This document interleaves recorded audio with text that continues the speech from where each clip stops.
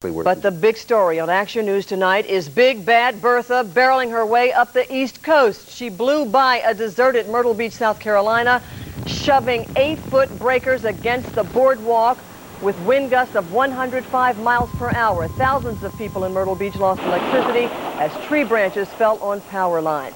However, the real force of the storm will be felt in North Carolina, where Bertha smashed into the barrier islands today. Its fierce wind shattering windows and flinging debris, as you saw, everywhere. We will hear from Flora Pastorero in North Carolina in just a few minutes. But first, let's go to Dave Roberts. He joins us with the latest on what Bertha will be bringing our way. Dave? All right, the latest fix on Bertha. Let's go to Satellite 6 right now and see the movement of this storm. We've been tracking it for a number of days right now. It is now 30 miles east of Wilmington, North Carolina, moving to the north-northeast, 13 miles an hour. Again, those winds 105 miles per hour with gusts to 130 miles per hour. The projected path as it heads up the coast there toward us, 6 o'clock tomorrow morning, you can see it's past Norfolk, still over land, then it makes a curve, and between Atlantic City and Philadelphia between 2 and 3 tomorrow afternoon, then quickly move out of here. 6 o'clock Saturday, you'll be up in the New York City area. Let us take a look now at radar. This is the situation at Cape Hatteras. Clearly defined eye of the storm right there. Cape Hatteras about to get the brunt of this as the storm continues to move away. All right, when are our prime concerns here? What times? Well, tonight through late Saturday afternoon. In the immediate Philadelphia area, 3 to 5 inches of rain possible. Winds 40 to 50 miles per hour with some severe spotty thunderstorms tossed in. Down at the Jersey Shore, the same amount of rain, going to be flooding down there, 3 to 5 inches of rain. The wind gusts to 60 miles per hour. So this storm is going to produce a lot of rain and damaging winds. Here's the latest picture right now. You can see the leading edges of stuff. Atlantic City, Wildwood got hit a while ago. Now there's a system just to the west of Atlantic City. So it continues to head in our direction. That is just the leading edge. The worst is yet to come, and that's going to start probably sometime after midnight. We'll have an update for you when I come back in just a few minutes. Hold on. Here we go, Lisa. Thank you, Dave. And now let's go to Flora Pastorero in Kill Devil Hills on the Outer Banks of North Carolina. And Bertha is approaching. Flora? Well, Lisa, there is no question about it. Bertha is definitely going to beat up on North Carolina's Outer Banks from Nags Head to Kill Devil Hills to Duck. It's been raining very hard within the last hour. We are also dealing with tropical storm force winds, and it's only expected to get worse throughout the night. From street to street, community to community, residents and tourists in North Carolina's Outer Banks cleared out of Bertha's way. The wind tousled traffic lights and flags and kicked up the surf, a preview of what's to come. The risk potential remains the same here on the Dare County Outer Banks. Squalls passed through from time to time, dumping heavy downpours, which left parking lots flooded. This motel lot was knee-deep in water. Runoff also flooded the side of the road that runs along the beach in Kill Devil Hills. Generally, we've been just trying to batten down everything in the low-lying areas. This telephone crew worked in the rainy weather. They're trying to get some last-minute maintenance work done before Bertha decides to clobber the Outer Banks. And here comes the rain again. Take a look at the surf. It is rough. It is dangerous. We are at high tide with storm surges of 4 to 8 feet anticipated. The beach is pretty much gone. The water has come all the way up. That is a concern. Beach erosion along with flooding. Lisa, it's pretty clear here that Bertha has finally arrived. I'm Flora Pastorero reporting live on the action cam from Kill Devil Hills in North Carolina. Lisa? All right, Flora, thank you. And now let's move back up the coast, closer to our area. Jersey correspondent Kathy Gandolfo standing by live in Avalon. How's it there, Kathy? Well, Lisa, right now it is not raining. As Dave mentioned earlier, there were some big storms along the coast, some heavy rain. We drove through a great deal of that. Right now in Avalon, it is calm. That is, it is not raining. The sky is a bit ominous and the surf is rough. We have seen some street flooding here in Avalon. We also saw some street flooding down in North Wildwood where they had some very heavy rain. However, officials do not expect any problems with tonight's high tide. We are at high tide right now, as a matter of fact. However, tomorrow could be another story. In Cape May, the Beach Patrol has pulled its boats and lifeguard stands away from the water's edge. They would normally be right here where we're standing, but we pulled them back about an extra 50, 60 yards So in case the tide comes up high, which we expect it to do. As for making any saves, that wasn't necessary today since virtually no one was in the ocean but for a few surfers enjoying the bigger than normal swells. Meanwhile, slicker-clad tourists did their best to keep busy, but for some it wasn't easy. Today we're walking in and out of the shops, which is good for me because I've never been to Cape May. After a couple hours of this, I don't know what we're going to do today, tonight. And tomorrow. And with 2 bored kids.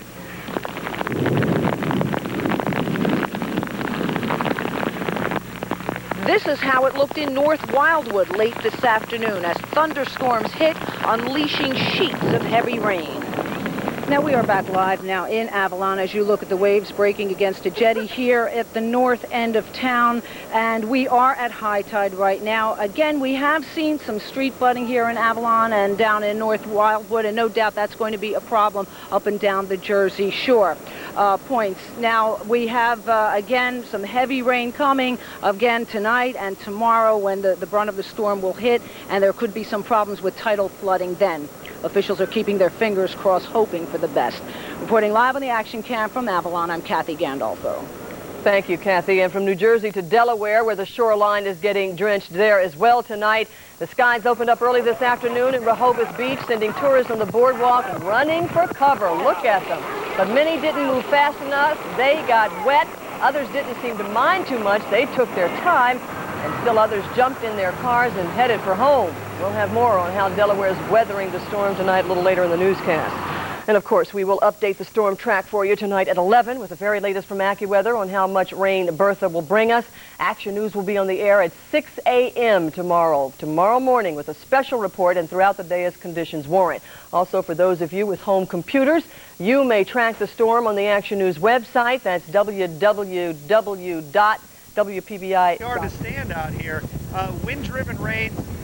We're that far away from where the center is, and as you mentioned, even yesterday and early this morning, John, on the east side of this storm, there's a lot of power still. And whoa, we are really getting blown hard out here. This has got to be about 60 to 65 miles an hour, if not a little more. That's right. Now, Jeff, I understand you have some video to show us of some coastal flooding already occurring now, the time of high tide. Yeah, here's some of the scenes just moments ago, actually, down just north of Hatteras Village. And there's some folks that trying to go through the water and drive through the water as best they could. This overwash about 18 inches deep across Highway 12 there. If it keeps up like this, high tide being about right now, Hatteras Village may be cut off just a little bit for a little bit of time before the tide tries to go back down. But as long as this wind is coming up out of the south, it's going to continue to blow the water across the road there. I can't reiterate enough how strong these winds are, John. It's really surprising to me that this far away from the center, we're getting this kind of wind. Well, Jeff, I'm afraid you're going to get even stronger than that before all is said and done. Even though the hurricane is weakening a little bit, you're not that close to the eye yet, close to the center, so you have somewhat stronger winds in store, very likely, although maybe not that much stronger than you have now. Okay, well, if it gets too much stronger, I'm not going to be able to hold on, but I'll try to hold on until the next half hour. Well, we want you to hold on now. Be very careful, okay? Well, we'll try. All right, Jeff, that's our own Jeff Morrow reporting to us from Buxton, North Carolina, near Cape Hatteras. John, I want to shift gears a little bit now and talk about the effects of the hurricane today, tonight, and into tomorrow. We have a very strong ridge of high pressure in the western Atlantic now. Tell us about the effects that will have on the coastal flooding in the east. Well, it's going to take it the better part of the night, of course, to get across eastern North Carolina. But in the meantime, the rain is going to be spreading up ahead of it. So rainfall is going to be a big problem. There's still going to be strong winds, onshore winds, all the way from New England down to wherever the hurricane is.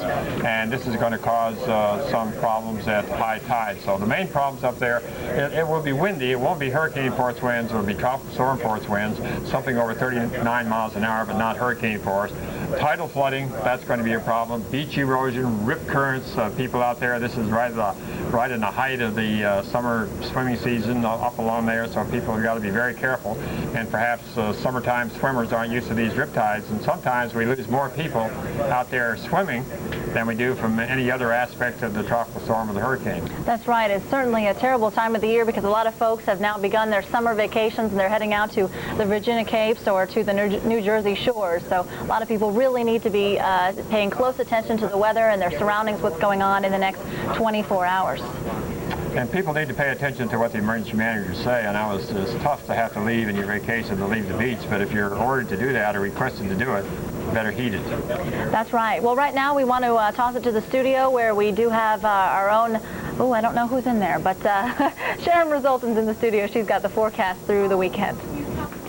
Thanks, Janine. Do want to pass this along that all the tropical storm and hurricane forecast positions are very close to the coastline here, but a tropical storm still winding in, a tremendous amount of moisture, we think, even into the midday hours. Still looking at a tropical storm here as the moisture really focuses more so on parts of southern New England and stretching on into eastern Pennsylvania more so than the Carolinas. The Carolinas getting some dry out time, we think, heading into Saturday afternoon. Showers and thunderstorms will also be associated with our low out here into the northern Great Lakes and some scattered action, more of that monsoonal moisture out to the west. Again, some of it stretching on into southern and eastern portions of the Golden State. Of course, most of the rain we're talking about over the next 24 hours will be associated with our hurricane. Locally, 5 to 7 inches of rain. The potential for flooding is very great across this region. We'll be watching that very closely. And even as we head on northward, we'll have to watch for some flooding conditions, possibly heading on into the next 24 to 36 hours. That will be a very big factor. Your lows on Saturday into the 70s here from Dallas, stretching along the Gulf Coast. A little nicer up here into New England, but again, we're going to keep those temperatures down in the afternoon. You get that rain-cooled air, all those very thick clouds, the tropical moisture pulling on in, and there's not going to be much of an opportunity to warm up here. 60s and 70s at best, while we'll find some recovery in the 80s heading into parts of South Carolina, into central and northern North Carolina by Sunday. Then we look at temperatures elsewhere, and we'll find a huge heat wave out here to the west. Don't want to leave you out in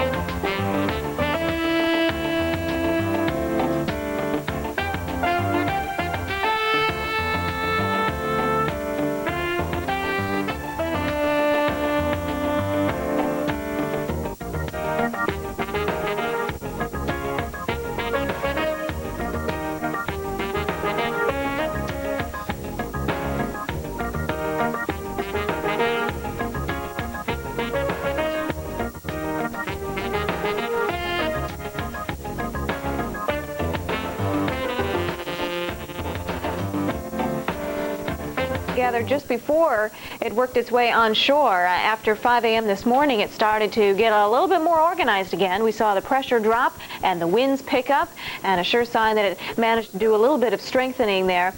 You can continue to see the flow coming in off of the Atlantic, still getting some very strong onshore flow across the Outer Banks region. Obviously, a lot of that moisture now stretching northward all the way up toward Philly, and we're getting more of a wraparound effect heading back into parts of South Carolina. The radar is very, very good to look at because you can still see the center of the storm well inland now, and you can see the darker greens and yellows representing where we've got really some of the heavier rainfall. We haven't had a whole lot of lightning with this, not a whole lot of a lot of showers, but not so much in the form of thunderstorms. We'll continue to watch that very closely. We have had a couple of confirmed tornadoes, though, in portions of eastern North Carolina, and that is not uncommon to see very rapidly forming tornadoes as we see a tropical system coming on shore. They're usually not as strong as we're at for you, so you can get a good view of what's going to happen on your Saturday. Good movie weather here. 70 degrees as you head into Boston, 74 around New York City.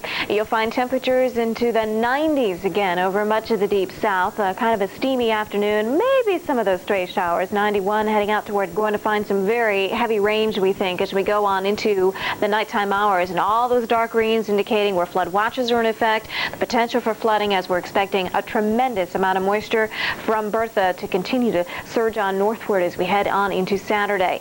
Let's show you radar, just to give you an idea of how concentrated all this rain is. It's like a rainy pattern that won't quit. The rain isn't even intermittent. It will just be continuous rain. The only thing that changes maybe is the intensity, going from maybe light to heavy to moderate at times, back and forth. But you can see obviously still the center of the storm now going north of Wilmington, and as it continues to trek on north, we're going to see a lot of rain across the east. We'll also be watching for the potential for severe weather across this region and elsewhere as well.